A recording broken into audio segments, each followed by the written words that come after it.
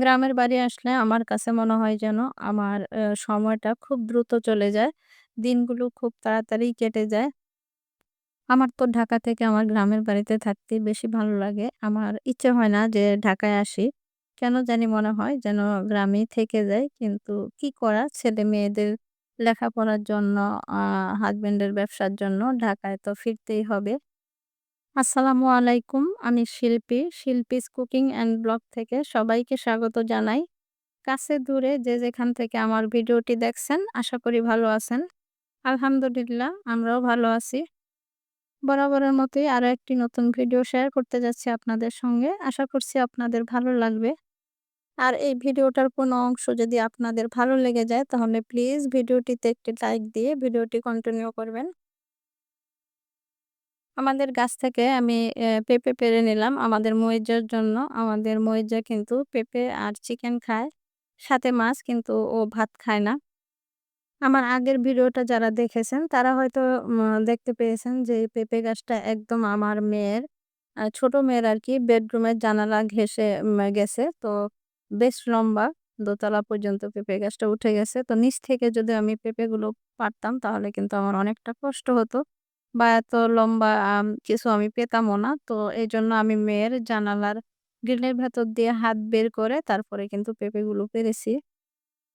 পেঁপেগুলো নেওয়ার জন্য আরকি এখন নিচে নেমেছি। তো পেঁপেগুলো নিবো। সেই সাথে দেখলাম যে কয়েকটা লেবু আছে। তো ভাবলাম যে লেবুগুলো নিয়ে নেই। কিন্তু কারণ হচ্ছে যে লেবু গাছে অনেক লেবু ধরে। আসলে সবসময় বাড়িতে না থাকার কারণে আমরা লেবু ভাগে পাই না। বাড়ির মানুষ বাড়িতে না থাকলে যা হয়।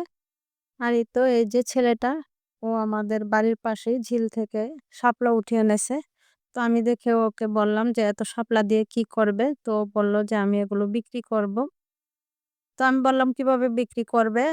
তো বলল যে, "আমি এগুলো আটি বেঁধে তারপরে বিক্রি করব।" তো আমি বললাম, "তাহলে আমাকেও দাও।" তো এই যে এখানে আমাকে ৳১০ শাপলা দিয়েছে। দেখেন কতগুলো। ঢাকায় কিন্তু আরো বেশি দামে আমাদেরকে শাপলা কিনে খেতে হয়। আর আমি যেটা দেখলাম এই শাপলাগুলো কাটার সময় আমার হাত একদমই কালো হয় না। তবে ঢাকার শাপলাগুলো আমি কাটার সময় দেখি যে আমার হাত একদম কালো হয়ে যায়। এখান থেকে ও শাপলাগুলো তুলে এনেছে আর এখনো কিন্তু অনেক শাপলা আছে। আর এটা হচ্ছে আমি আমার বড় মেয়ের ব্যালকনি দিয়ে বা মানে বেডরুমের বারান্দা দিয়ে আরকি এই ভিডিওটুকু করেছি। আর এই অংশটুকু করেছি আমার ছেলের বেডরুমের জানালা দিয়ে। তো যেহেতু বাড়ির চারপাশটাই একদম খোলামেলা তো এজন্য আমি যতটুকু ভিডিও বাহিরের করেছি, বাড়ির ভেতরে থেকেই করেছি। আর যখনই গ্রিলের বাহিরে হাত বের করেছি মনে হয়েছে যেন এই বুঝি আমার ফোনটা পড়ে যাবে। আসলে গ্রামে এসে ভোরবেলা যখন ঘুম থেকে ওঠা হয় তখন বাহিরের দৃশ্য খুবই ভালো লাগে আমার কাছে। তো এজন্যে আসলে একটু, একটু করে ভিডিও করে আরকি আপনাদের সঙ্গে শেয়ার করা। আর এ হচ্ছে আমার কিচেনের অবস্থা। তো আমি রাতেই সবকিছু গুছিয়ে রেখে দেই। বরাবরই আমি খাওয়া-দাওয়া শেষে রাতের ডিনারের শেষে সবকিছু গুছিয়ে রান্নাঘর একদম ক্লিন করে রাখি যাতে সকালবেলা আমি কিচেনে ঢুকেই কোনরকম ঝামেলা পোহাতে না হয়। নাস্তা বানানোর কাজে লেগে যেতে পারি। আমার এই কিচেনটা যেহেতু বাড়ির পূর্ব দিকে তো বেশ রোদ পাওয়া যায় সকালবেলা। এই যে দেখেই বুঝতে পারছেন অনেকটা রোদ পড়েছে। আর আমি কিন্তু কিচেনে কোনরকম লাইটের ব্যবস্থাও করিনি। সকালবেলা রোদটা পুরোই এসে রান্নাঘরে পড়ে। আর তখন হয় অনেক সময় যে ভিডিও করলে যে কালারটা সেই কালারটা কিন্তু অনেক সময় বোঝা যায় না সূর্যের আলোর কারণে বা রোদের কারণে। এই চুলাটাতে আমি ডাল রান্না করছি। একদিকে হচ্ছে রোদ, অন্যদিকে গাছের পাতার ছায়া সব মিলিয়ে কালারটা কিরকম লাগছে।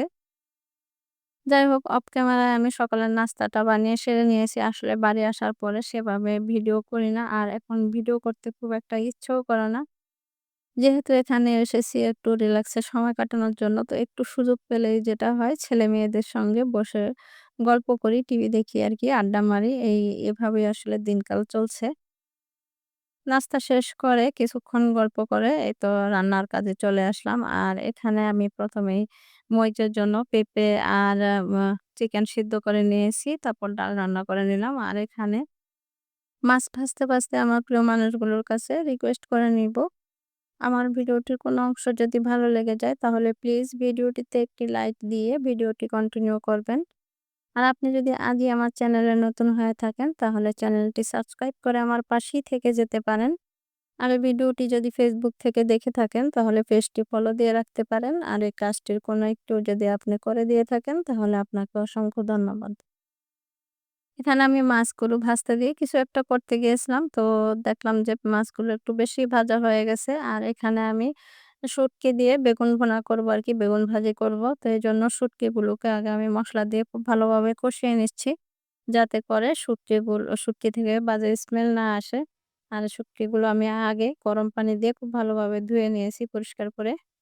আর আমার বাসায় বেগুন দিয়ে শুটকি ভুনাটা আপনাদের ভাইয়া খুব বেশি পছন্দ করে। আপনাদের ভাইয়া এবং আমার বড় মেয়ের জামাই এই বেগুন দিয়ে শুটকি ভুনাটা খুব বেশি পছন্দ করে ওরা।